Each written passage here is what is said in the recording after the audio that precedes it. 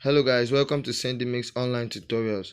On today's episode, we're going to be treating on physical dimensions.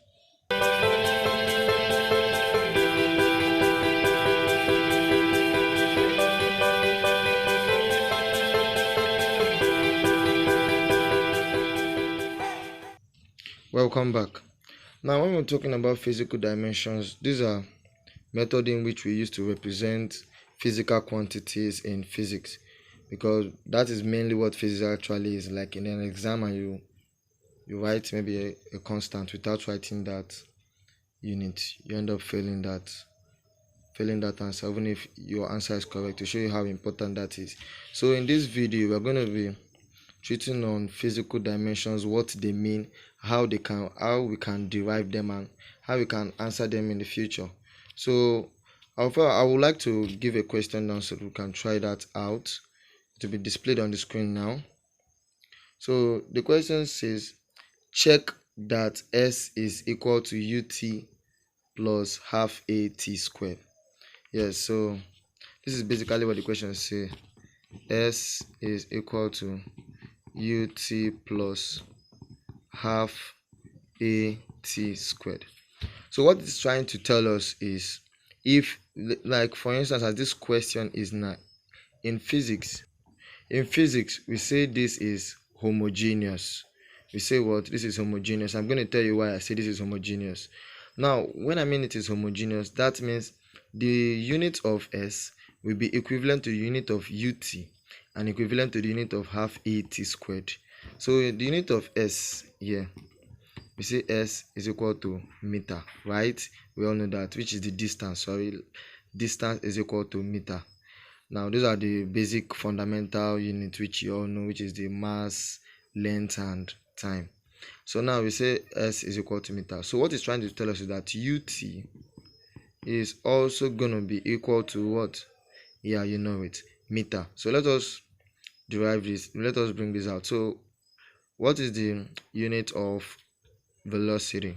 So velocity is meter per seconds, right? Multiplied by time, which is also seconds. So you can see what I did here. So this cancels out this, we end up at meter.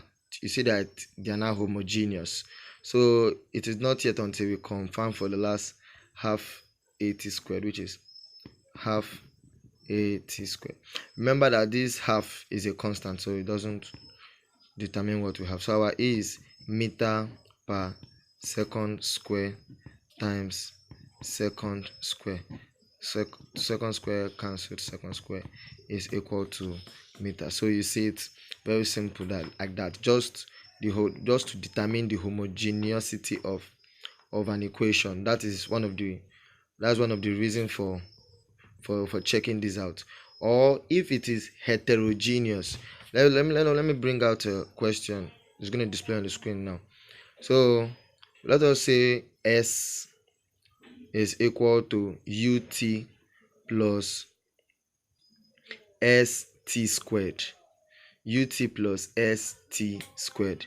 So this is what I said. S equals ut plus st squared. We see s is equal to meter, right? Ut is equal to meter per seconds, which is also time, times seconds. This cancels out, that is seconds cancel out, which is proportional to meter. Now this one we have here, st squared. S is already meter and time is t squared, or yes, second squared. You see that they are not homogeneous. So in this case, we say they are heterogeneous. Yeah, we say they are heterogeneous in this case. Why in this case we say they are what? Homogeneous. You get that, right? So now let us also look at another question that we're also going to meet in the future. So there's a question I'm going to display on the screen now. So the question says t is directly proportional to L raised to power x and g raised to power y. So this is what we have there. So we have t directly proportional to L raised to power x G raised to power y. So in this question, we are asking us to get the value of x and what and y. So when you see this question, we say t is equal to k, which is constant of what proportionality. So x is equals to x and g to power y. So let us bring all of these units out. So what is the unit for seconds? It says unit for unit for period. I'm sorry, it was too fast there. So we say this is seconds is equal to k, which is constant, and L. What is our L? Our L is meter, so we can say meter x times g. What is our g? Remember, our g is meter per what? Per second square. Remember, it is synonymous to acceleration. So this is y.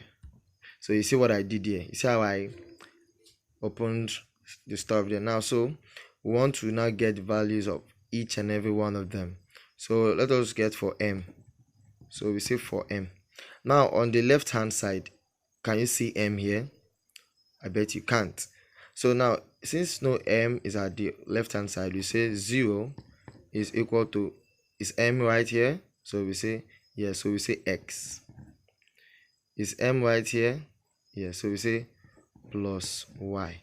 Now this is what this means when I open it out. So we have m y times s minus 2y. Can you see the simplification? So we have x and we have y on this side for m. Now for what next? For s is at the other side, right? So we say 1 because there's 1 here already. So we say 1 is equal to minus 2y minus what? 2y.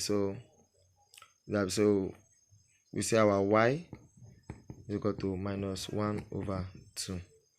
And if we impute it on this side, we say minus x.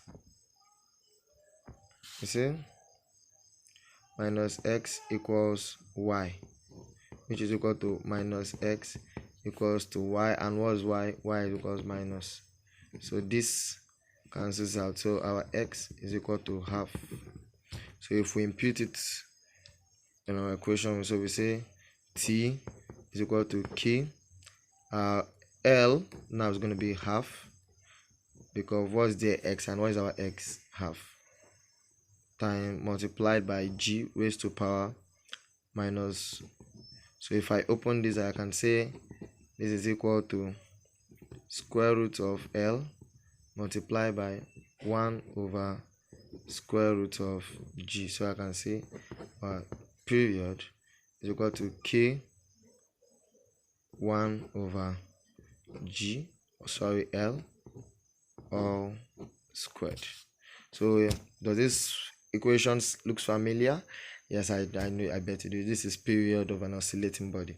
So now this t is directly proportional to this, so they are both homogeneous in the sense that they are equal. So with that being said, I will leave a comprehension, and when you've done with the solving, you can drop your answers on the comment section. Thank you.